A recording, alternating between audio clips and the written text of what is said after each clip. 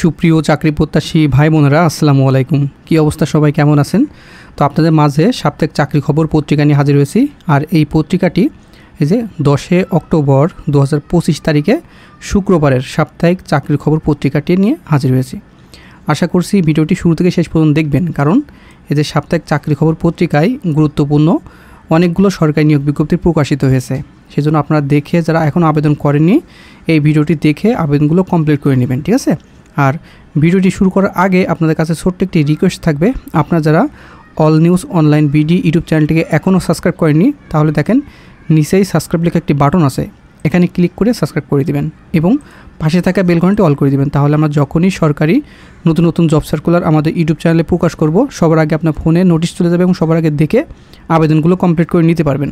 তাছাড়াও আর দুইটি সরকারি নিয়োগ বিজ্ঞপ্তি আবেদন চলমান আছে, সেটি হচ্ছে শিল্প মন্ত্রণালয়ে আপনারা যারা অষ্টম শ্রেণী এসএসসি পাস করেছেন আবেদন করতে পারবেন। তাছাড়াও অভ্যন্তরীণ নৌ পরিবহন কর্তৃপক্ষে যে আবেদন চলছে 214 পদে, এটি আবেদন করে নেবেন, ঠিক আছে? তো চলুন আমরা সার্কুলার বিষয়ে আলোচনা করি। আর সাপ্তাহিক চাকরি খবর পত্রিকা 10 অক্টোবরেরটা, প্রথম যেটি আমি আলোচনা করব সেটি হচ্ছে এই যে বাংলাদেশ অভ্যন্তরীণ নৌ পরিবহন কর্তৃপক্ষ 214 পদে নতুন সার্কুলার প্রকাশিত হয়েছে। কিন্তু এখানে সারা বাংলাদেশ থেকে সকল জেলার নারী এবং পুরুষ উভয় আবেদন করতে পারবেন। এখানে আপনারা যারা সর্বনিম্ন অষ্টম শ্রেণী পাস করেছেন আবেদন করে নিতে পারবেন এবং আপনারা যারা এসএসসি পাস করেছেন আবেদন করে নিতে পারবেন। এই যে নিম্নমান সহকারী মুদ্রাক্ষর এখানে 20 জন লোক নেবে। তাছাড়াও এই যে পরবর্তী তৃতীয় পৃষ্ঠায় কিন্তু এখানে বিস্তারিত দেওয়া আছে, অফিস সহায়ক আবেদন করতে পারবেন। তাছাড়া বিভিন্ন সার্কুলার আছে অষ্টম শ্রেণী পাস, সেগুলো দেখে নেবেন। এখানে কিন্তু সারা বাংলাদেশ থেকে মহিলা এবং পুরুষ উভয় আবেদন করতে পারবেন। 214 জন লোক নেবে এখানে। তারপরে সবচেয়ে আকর্ষণীয় যেটি হচ্ছে আপনারা যারা এখনও আবেদন করেনি গণপূর্ত অধিদপ্তরের 669 পদে সম্পূর্ণ সরকারি নিয়োগ বিজ্ঞপ্তি। এখানে যারা আবেদন করেননি অবশ্যই আবেদন করে নেবেন, অনেক বড় পোস্ট, 669 জন লোক এখানে নেবে। সর্বনিম্ন আপনারা এখানে এসএসসি পাস করলে আবেদন করতে পারবেন। এই যে অফিস সহায়ক 161 জন লোক নেবে। আপনারা যারা মাধ্যমিক স্কুল সার্টিফিকেট বা সমান পরীক্ষায় উত্তীর্ণ হয়েছেন আবেদন করতে পারবেন। তাছাড়াও এখানে নিরাপত্তা প্রহরী 81 পদে আবেদন করতে পারবেন, শুধুমাত্র অষ্টম শ্রেণী পাশে আবেদন করতে পারবেন। তারপরে মালি নেবে 18 জন, এখানে শুধুমাত্র অষ্টম শ্রেণী পাশে আবেদন করে নিতে পারবেন। তাছাড়াও এখানে কার্য সহকারী 144 পদে আপনারা যারা এইচএসসি পাস করছেন আবেদন করতে পারবেন এবং হিসাব সহকারী 119 পদে আপনারা যারা এইচএসসি মানে ইন্টারমিডিয়েট আপনার হিসাব বিজ্ঞান বা বাণিজ্য বিভাগ থেকে আপনারা পাস করেছেন আবেদন করতে পারবেন। তাছাড়া অফিস সহকারী কাম কম্পিউটার মুদ্রাক্ষরিক 76 জন লোক নেবে এখানে আবেদন করতে পারবেন, শুধুমাত্র আপনারা ইন্টারমিডিয়েট পাস করলে আবেদন করতে পারবেন। তারপরে নকশাকার এখানে 41 জন লোক নেবে। তারপরে steno typist cum computer operator 29 পদে আবেদন করে নিতে পারবেন। আপনারা আমার ভিডিওটি পাওয়ার সঙ্গে সঙ্গে গণপূর্ত অধিদপ্তরে যে সার্কুলার চলমান আছে আপনি এটি আবেদনগুলো করে নেবেন। তাছাড়াও এখানে আরেকটি বড় সার্কুলার, সেটি হচ্ছে বাংলাদেশ ধান গবেষণা ইনস্টিটিউট 81 জন লোক নেবে।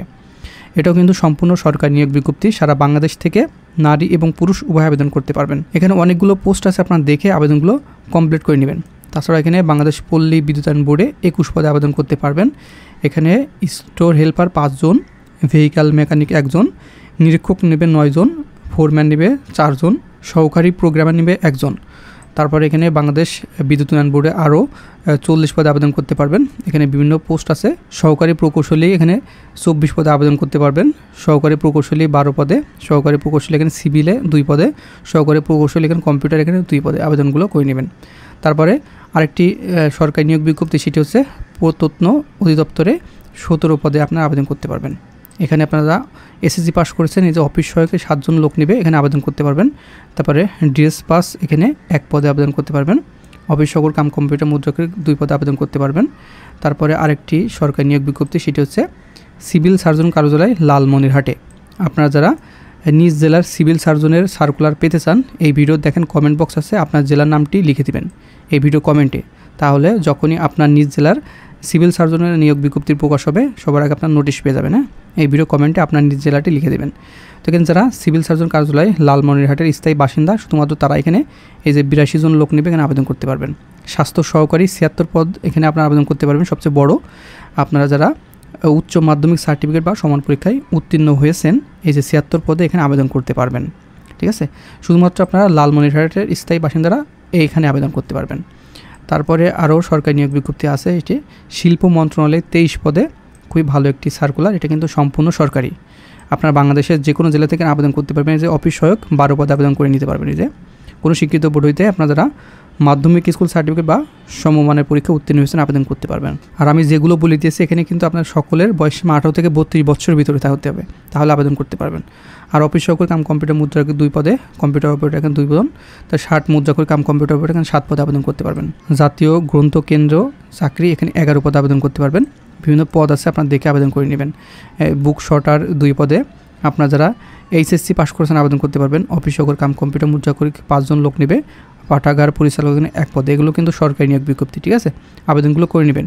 তার পল্লী উন্নয়ন একাডেমি রংপুরে 57 পদে আবেদন করে নিতে পারবেন, এটা কিন্তু সম্পূর্ণ সরকারি। অনেকগুলো পোস্ট আছে, আপনার দেখে আপনার যেটা আবেদন করতে চান সেটা আপনি আবেদনগুলো করে নেবেন। তবে প্রতিরক্ষা মন্ত্রণালয় এখানে 16 পদে আবেদন করতে পারবেন। সহকারী প্রকৌশলী 13, সহকারী কেমিস্ট এখানে 1 পদে। তারপর পার্সোনাল অফিসার এখানে 2 জন পদে আবেদন করতে পারবেন, সম্পূর্ণ সরকারি নিয়োগ বিজ্ঞপ্তি। ন্যাশনাল টেলিকমিউনিকেশন মনিটরিং সেন্টারে 3 পদে আবেদন করতে পারবেন। গাড়ি চালক 1 জন, অফিস সহায়ক 2 পদে আবেদন করে নিতে পারবেন। তো এই ছিল প্রথম পেজে, এবং আমরা শেষ পেজে দেখব এখানে কি কি আছে, কোন কোন সার্কুলার।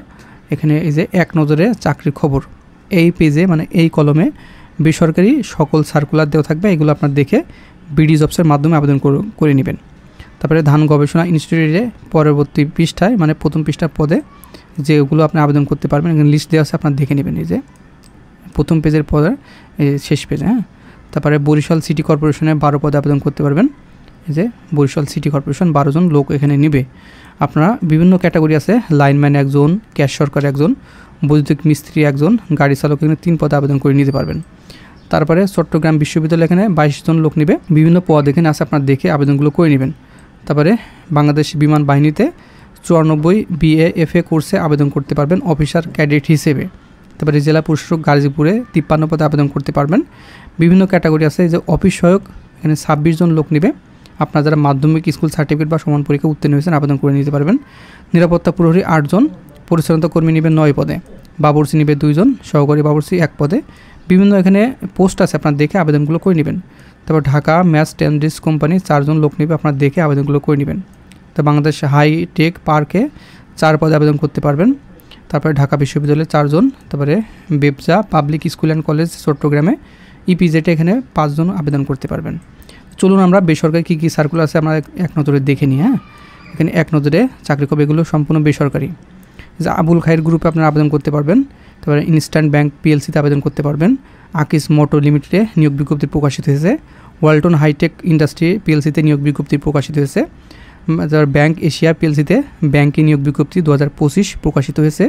তারপরে ডিবিএল গ্রুপ মানে প্রাইভেট গ্রুপে নিয়োগ বিজ্ঞপ্তি প্রকাশিত হয়েছে 2025। আরএফএল গ্রুপে নিয়োগ বিজ্ঞপ্তি প্রকাশিত হয়েছে 2025-এর।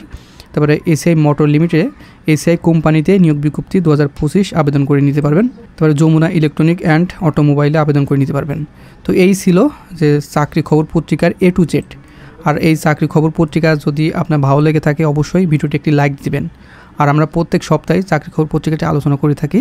আপনারা যে কোনো একটি পত্রিকা ফলো করবেন, সেটি চাকরির ডাক হোক, চাকরির পত্রিকা হোক, বা চাকরির খবর হোক, কিংবা চাকরির পেপার হোক, আপনি যে কোনো একটি ফলো করবেন, তাহলে পুরো সপ্তাহে চাকরির খবর আপনারা দেখে নিতে পারবেন এবং আবেদনগুলো করে নিতে পারবেন। তো বন্ধুরা ভালো থাকবেন, সুস্থ থাকবেন, দেখা হবে নেক্সট আকর্ষণীয় জব সার্কুলার এবং শিক্ষামূলক তথ্য নিয়ে।